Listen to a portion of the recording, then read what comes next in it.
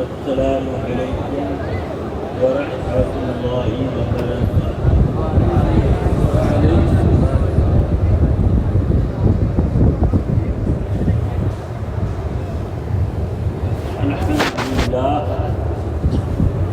الحمد للہ نحمدہ ونصلی ونسلم علی رسولہ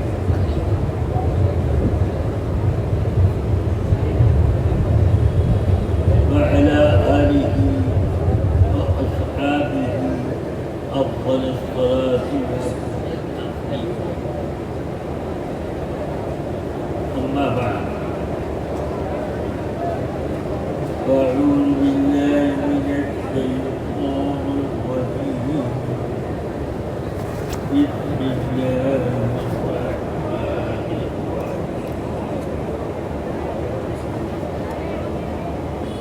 لا تحسبن الذين قتلوا في سبيل الله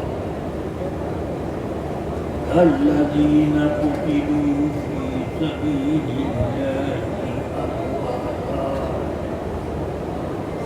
بل أحياء وعند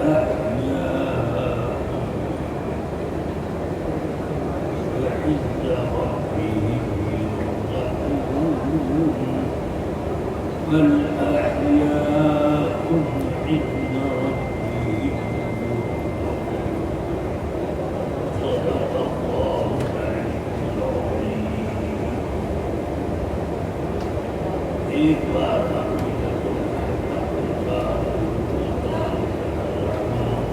اللهم صل على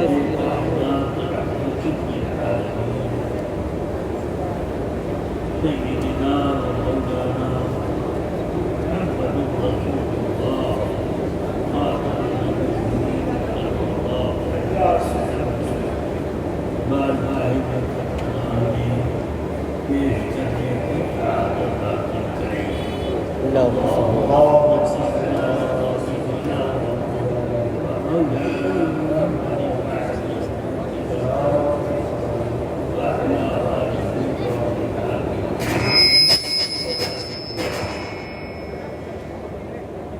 رفیقان ملت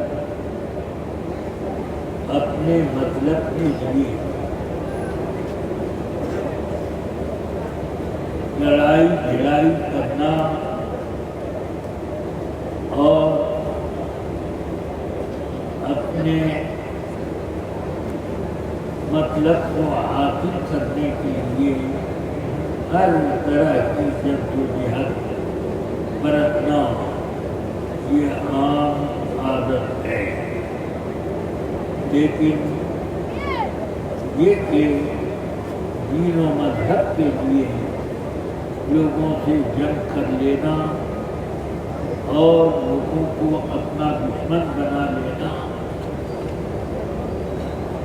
دین و مذہب کے لیے اپنے آپ کو قربان کرنا، اپنے خاندان کے لوگوں کو قربانی کے پروان چڑھانا یہ آسان نہیں ہے۔ یہ اللہ نے یہ مرتبہ اپنے محبوبوں کو عطا کیا، اسی لیے ہم پر لازم ہے کہ اگر ہم کسی سے دوستی کا رشتہ جوڑیں تو اس بنیاد پر نہیں کہ آڑے وقت میں ہمارے کام آئے گا، ہمیں اپنی ہر خوشی میں دعوتیں کھلائے گا، جب ملاقات ہو جائے تو دو چار چائیں پلائے گا۔ اس لیے دوستی کرنا تو ہر آدمی کا کام ہو سکتا ہے، لیکن یہ کہ دین و مذہب اور اللہ و رسول کے لیے آدمی اپنے آپ کو دشمنوں کے درجے میں پھنسائے اور اپنے مال اور اپنی جان کو نثار کرنے میں کوئی کمی نہ برتے تو یہ ہر ایک کا کام نہیں ہے۔ اسی لیے سیدنا ابو بکر صدیق رضی اللہ عنہ کا درجہ سب سے زیادہ انبیاء و مرسلین کے بعد ہے کہ رسول پاک صلی اللہ علیہ وسلم ارشاد فرماتے ہیں ما نفعنی احد فی نفسه و ماله ما نفعنی ابو بکر فی نفسه و ماله۔ اپنی جان اور اپنے مال سے مجھ کو کسی نے وہ فائدہ نہیں پہنچایا جو فائدہ ابو بکر نے اپنی جان اور مال سے مجھ کو پہنچایا۔ اب اسی کی بات نے ابو بکر صدیق کو صدیق اکبر بنا دیا۔ بکر صدیق انبیاء و مرسلین کے بعد سب سے نمبر 1 پر مانے گئے، بے شک تو سب سے زیادہ قربانی آپ نے دی، تو خدا کی راہ میں قربانی دینا بڑی عظمت کا کام ہے اور بہت بڑی حکمت کا کام ہے۔ اپنے نفع کے لیے تو لاٹھی ڈنڈے تلوار اور بندوق پستول لے کر کے نکل سکتے، مگر بندوق کے دہانے پہ کھڑا ہونا دین و مذہب کی حفاظت کے لیے بہت مشکل ہو جاتا ہے۔ لوگ راستے چھوڑ چھوڑ کر بھاگ جاتے ہیں۔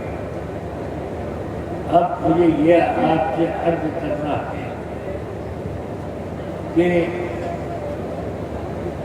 رسول پاک سرور عالم صلی اللہ علیہ وسلم نے اپنے صحابہ سے ہر طرح کی قربانی دی۔ جب ضرورت پڑی دین اسلام کو مال کی تو صحابہ سے مال کی قربانیاں وصول، اور جب ضرورت پڑی دین اسلام کو جان کی قربانیاں دینے کی تو اس وقت یہ صحابہ اپنا گھر بار چھوڑ کر میدان بازار میں اتر پڑے، قربانیاں دی۔ یہاں تک کہ حدیث شریف میں آیا کہ کوئی قوم اتنے شہداء پیش نہیں کر سکتی جتنا کہ انصار نے دین اسلام شہادت کا جذبہ ظاہر کیا اور قربانیاں عطا کر دی۔ تو انصار خامخواہ انصار رسول نہ ہوئی، بلکہ قربانیاں دینے کی وجہ سے ان کو انصار کا درجہ کہ اللہ اور ان کے رسول کے انصار ہیں۔ اس لیے دین کی حفاظت کے لیے انہوں نے سب سے زیادہ قربانیاں پیش کروائی۔ قربانیوں کا انداز کتنا انوکھا! حضرت انس بن مالک رضی اللہ تعالی عنہ فرماتے ہیں کہ میرے ماموں حرام ابن ملحان کو رسول پاک صلی اللہ علیہ وسلم نے ایک غزوے میں بھیجا۔ غزوے سے مراد یہاں پر جنگ نہیں ہے بلکہ ایک قوم آئی، اس لیے کہ یا رسول اللہ ہمارے پاس کچھ شاندار لوگوں کو، اچھے اچھے عالموں کو ہمارے قبیلے میں بھیج دیجیے. وہ لوگ دین اسلام کی تعلیمات کے پیاسے ہیں اور اس کی ضرورت کرتے ہیں. آقا کائنات صلی اللہ علیہ وسلم حرام ابن ملحان کو، جو حضرت انس کے ماموں ہیں، فرماتے ہیں کہ حرام ابن ملحان کو رسول پاک نے ایک دستہ دے کر چند لوگوں کے ساتھ اس قبیلے کی طرف بھیجا. وہاں وہ پہنچے، لوگوں کو دعوت اسلام کی اور کہا انی رسول اللہ رب العالمین، میں اللہ رب العالمین کے رسول کا ایک قاصد ہوں، ان کی طرف سے نمائندہ بن کر آیا ہوں. تم لوگوں کو لا الہ الا اللہ محمد رسول اللہ دعوت دیتا ہوں.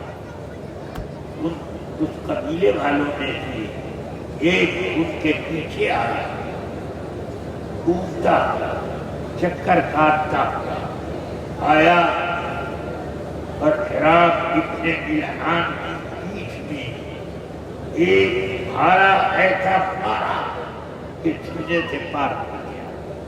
پیٹھ میں مارا اور سینے سے پار ہو گیا. آپ یہ نہیں کہتے ہائے کیا ہو گیا، ہائے ہائے، نہیں، بلکہ وہ یہ عرض کرتے خود تو رب الکعبہ، رب کعبہ کی قسم، کعبے کے خدا کی قسم، میں کامیاب ہو گیا. سکندر لوٹ کر بھی کچھ نہیں دولت زمانے کی، قلندر مایہ ہستی اٹھا کر رام کرتا. سوچیے جان جا رہی ہے، کہنے خود تو رب الکعبہ، رب کعبہ کی قسم کہ میں کامیاب ہو گیا.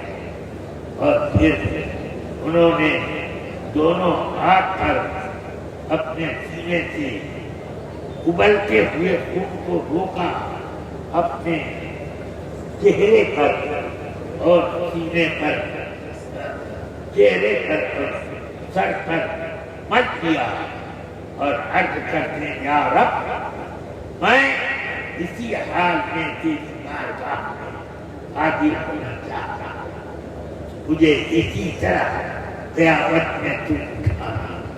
اب ذرا آپ سوچو کہ یہ جذبہ ہر ایک میں نہیں ہو سکتا. جب میں جائے گا تو وہ یہ سوچے گا کہ گھر گھر والے دعا کرو اللہ کے سلامت واپس لائے، ہاں دعا کرو کہ تجھے کوئی چکر نہ آئے. مگر یہ لوگ جنگ میں فتح یابی اس بات پر سمجھتے تھے کہ جنگ کی فتح ہماری قربانی ہے، ہم قربان ہو گئے، جنگ فتح ہو گئی. اس کا مطلب کیا ہوا؟ ہم نے چمنستان اسلام کو اپنے خون سے سیکھ لیا تو اب وہ چمن اسلام میں بہار آ رہی ہے. تو ہر طرف کلمہ گونج رہا ہے اور ہر طرف سے صدائے لا الہ الا اللہ آ رہی ہے. یہ شان سمجھ گئے؟ اپنے فائدے کے لیے تو سب ہو سکتا ہے، بلکہ اگر آدمی کے سامنے اپنا دنیاوی فائدہ اور دنیاوی نقصان بھی ہو کہ ادھر جائیں تو فائدہ، ادھر جائیں تو دنیا کا نقصان، تو آدمی ادھر نہ جائے گا ادھر جائے گا۔ مگر سوچو کہ مجاہدین اسلام کا کی شان کیا تھی۔ حضرت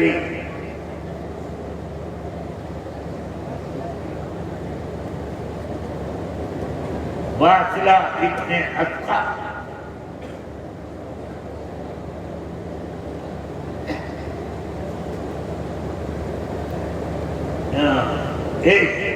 ایک صحابی ہیں، وہ جب جنگ خیبر میں جانے لگے تو انہوں نے یہ چاہا کہ میری شہادت ہو، مگر یہ آرزو تک تھی۔ اللہ کے رسول سے عرض کرتے ہیں، یا رسول اللہ، مجھے اس جنگ اور اس جہاد میں، اس غزوے میں مجھے شہادت ملنی چاہیے۔ میرے آقا وہاں تو خاموش رہے، مگر جب آگے جہاد کا راستہ طے کر رہے تھے رات کے وقت، تو حضرت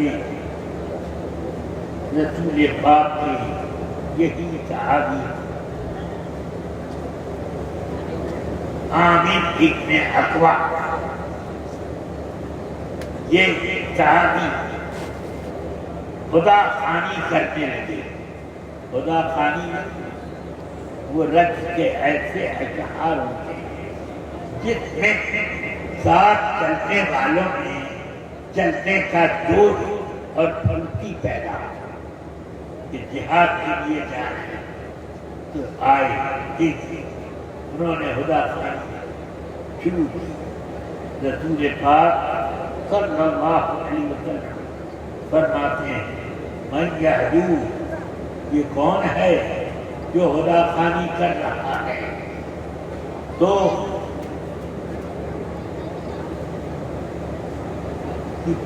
لوگوں نے کہا یہ عامر ابن اقوا ہیں، فرمایا رحمہ اللہ، اللہ کی رحمتیں اس پر اتریں۔ حضرت عمر کہنے لگے، حج کرنا، یا رسول اللہ، کیوں نہیں آپ نے ان کو اتنا اور موقع دیا کہ ہم لوگ ان کا کلام، اس شاعر کا کلام سن کر کچھ فیض اٹھاتے اور کچھ جوش ایمان اپنے اندر پیدا اور بڑھاتے۔ فرماتے ہیں کہ رسول اکرم صلی اللہ علیہ وسلم خاموش رہے۔ اس غزوے میں ان کے بھتیجے سلمہ ابن اقوا کہتے ہیں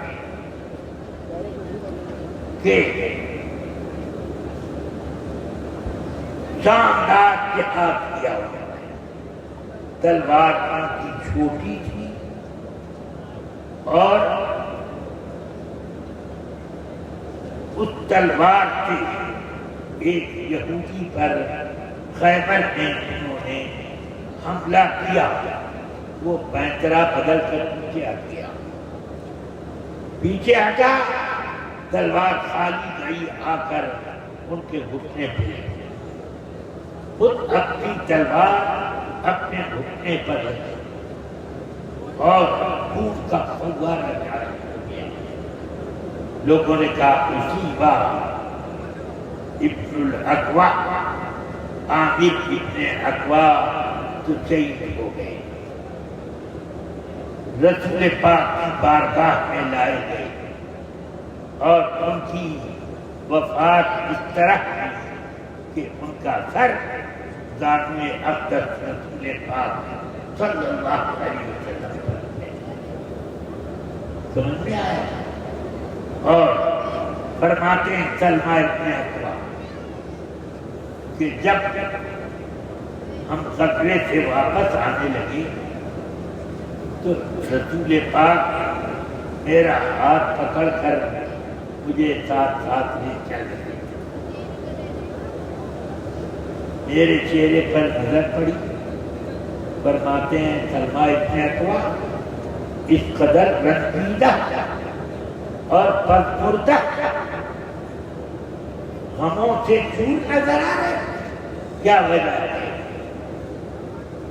کہا کہ میرے چچا عامر ابن اکوع شہید ہو گئے، ان کے غم میں یہ میری حالت ہے۔ فرمایا اے سلمہ ابن اکوع سنو، وہ بہت بہتر حال میں ہے۔ قل عرب مثلہ مشابہ مثلہ، اور کم ایسے عربی عرب کے لوگوں میں ہوں گے جو اس عامر ابن اکوع کے ذریعے اپنی بہادری اور اپنی شجاعت، یہ میرے آقا سرور کائنات نے فرمایا۔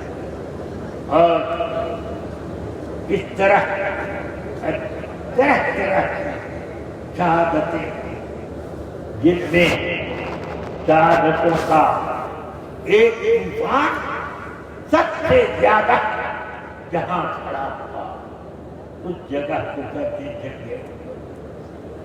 اس میں 70 صحابہ شہید ہوئے۔ رسول پاک سرور عالم صلی اللہ علیہ وسلم آنکھیں جھرجھرا رہے اور آنسو چھلک رہے۔ اتنے صحابہ کی شہادت، اور وہ بھی جلیل شان صحابہ کرام، ان کی شہادت پر میرے آقا صلی اللہ علیہ وسلم، مگر ادھر تو آقا کائنات کی آنکھوں میں آنسو آیا، ادھر قرآن عظیم کی آیت نازل ہوئی، لا تحسبن الذین قتلوا فی سبیل اللہ امواتا بل احیاء عند ربہم یرزقون۔ اللہ کی راہ میں جو شہید کیے گئے ان کو مردہ نہ کہو، مردہ نہ سمجھو، وہ زندہ ہیں، رب کے یہاں رزق پاتے ہیں۔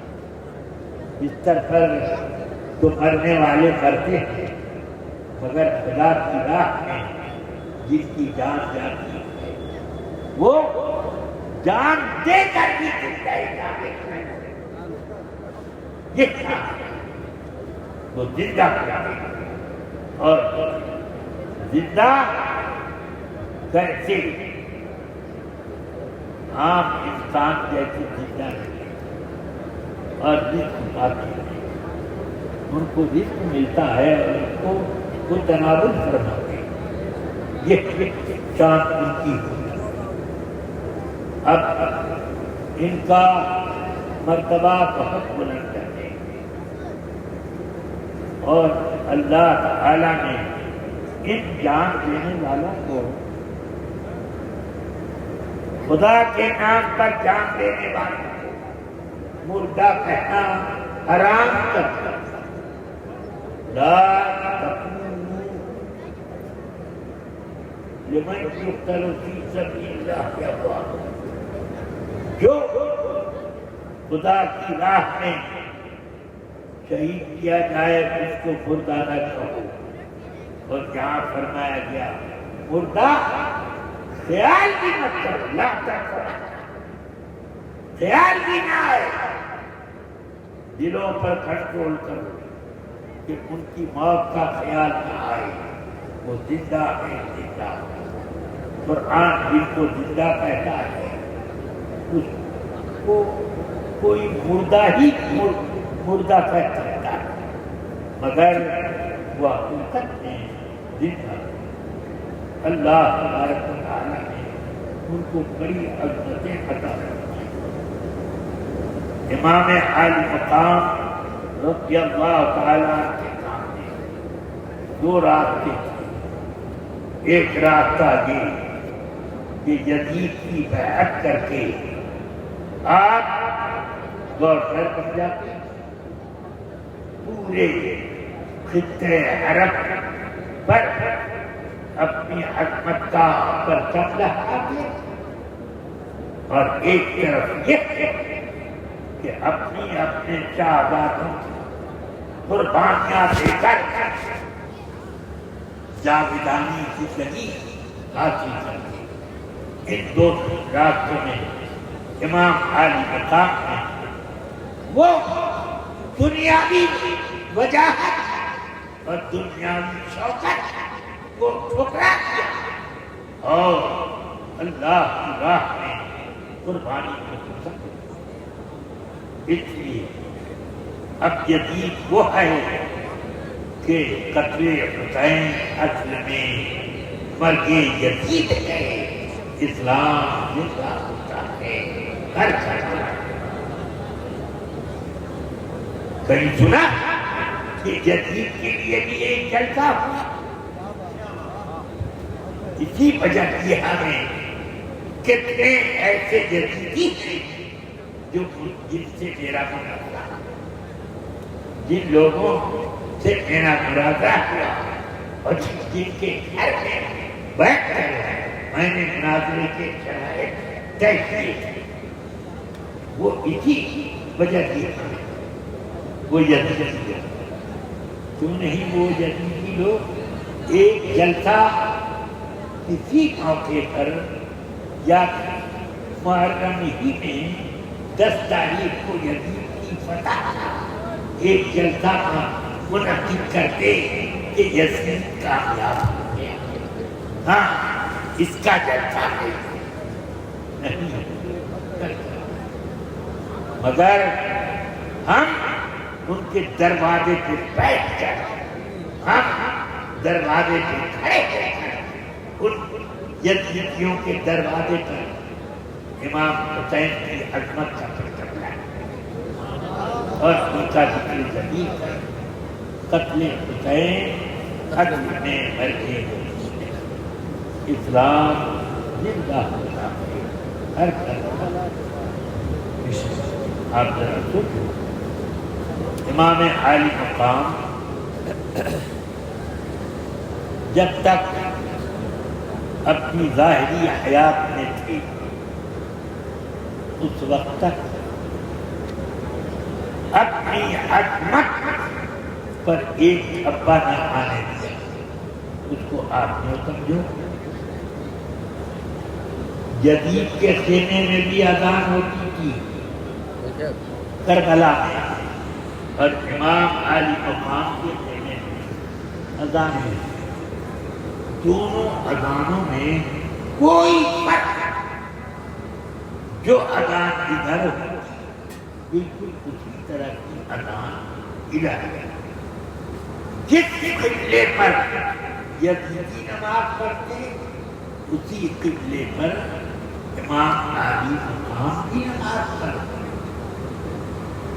جو قرآن امام عالی مقام پڑھتے وہی قرآن یزیدی کی پڑھتے. مگر یہ سب اور جتنی رکعتیں جتنے رکوع اور سجود ادا ہوتی سب میں کوئی فرق نہیں. اور یہ کیا بات تھی کہ امام عالی مقام کا ایک فرق بھی, ان کے خیمے کا ایک فرق بھی یزیدیوں کی بڑی جماعت دیکھ کر اس میں شریک نہیں ہوتا. جیسے آج کل وہابیوں کے پیچھے نماز پڑھنے کے لیے ہمارے کہتے اتنی بڑی جماعت مکے میں مدینے میں چھوڑ کر الگ پڑھیں گے, اور یہ نہیں جانتے کہ اس جماعت میں شرکت کا مطلب کیا ہوا. یہ جماعت قیامت میں ادھر جائے گی ادھر تمہیں بھی جائے. ہاں, اور جو الگ ہے یہ حسینی تو بڑی جماعت سوچ کر ایک خیمہ حسین کا ایک پر گیا یزید کی 80,000 کی فوج کے پیچھے مگر یہ ضرور دیکھا گیا کہ یزیدیوں کے خیمے کے چند لوگ ضرور امام علی مقام کے پیچھے نماز پڑھنے آ رہے ہیں. جس طرح سے ہم میں سے کوئی ان لوگوں کی مسجدوں میں تو نہیں جاتا مگر ان میں سے کچھ لوگ ہمارے امام کے پیچھے پڑھ لیتے ہیں. تو یہی حال یہ حسینیوں کا طریقہ. بہرحال مجھے یہ کہنا ہے کہ امام علی مقام نے اپنی قربانی دے کر اپنی زندگانی کا درخت دنیا کے سامنے پیش کیا اور وہ زندہ نہ ہوتے قیامت تک کے لیے زندہ نہ ہوتے تو ہر دور میں قیامت تک ذکر حسین گلی گلی کوچے کوچے ڈگر ڈگر ڈگر ڈگر نہ ہوتا. دنیا میں جس ملک میں بھی جاؤ جس آبادی میں بھی جاؤ جب لوگ بھی اگر مسلمان اس آبادی میں ہیں تو محرم کے مہینے آنے کے بعد امام علی مقام کو ضرور یاد کرتے ہیں, ضرور یاد کرتے ہیں, فاتحہ کرتے ہیں, نیاز کرتے ہیں, ان کا ذکر جمیل کرتے ہیں, ان کی قربانیوں کا ذکر کر کے ہمارے اندر قربانی کا ذوق اور شوق پیدا کرتے ہیں. یہ تو پھر کیا ہے؟ مگر آپ نے کہیں سنا کہ یزید کے لیے بھی کہیں دنیا میں ایک جلسہ قتل حسین اصل میں مرگ یزید اسلام زندہ ہوا ہے. ہر لا تحسبن الذين قتلوا في سبيل الله امواتا بل احياء عند ربهم يرزقون. صدق الله العظيم. والحمد لله رب العالمين. السلام عليكم.